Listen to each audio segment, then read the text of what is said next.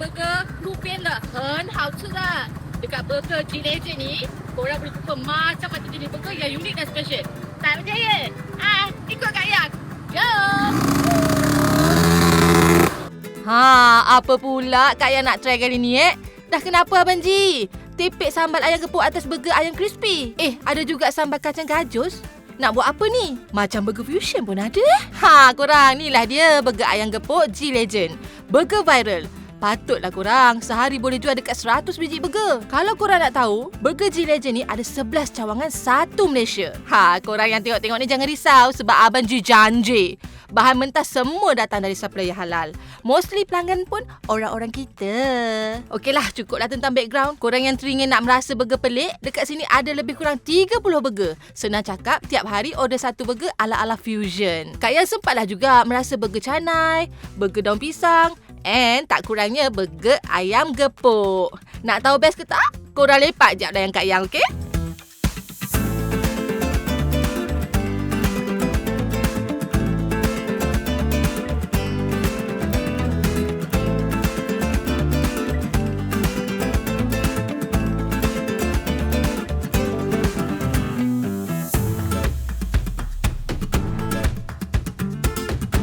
Ni time untuk Kak Yang rasa kelainan burger.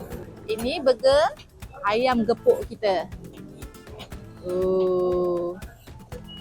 Selamat menonton korang. Anggup. Kalau orang yang tak kuat makan pedas, boleh makan sebab dia tak pedas menyengat. Okey, sekarang Kak Yang nak cuba pula burger crispy daun pisang. Cheese dia ni, lirih-lirih ni. Lagi berlemui, lagi sedap. Jemput tengok.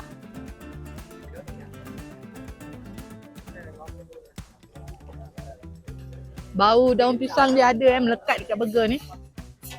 Yang ini pula roti canai. Ni kan. Ni ziji kan.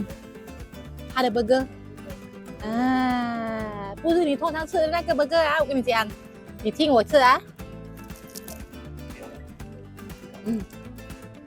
那个 cheese 的味道，还有那个 crispy chicken 包在那个 roti canai， 我老伟，我跟你讲，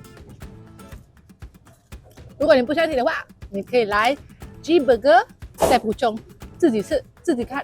OK， 拜拜。 Takkan ni nak tengok saja. Marilah try Burger G Legend.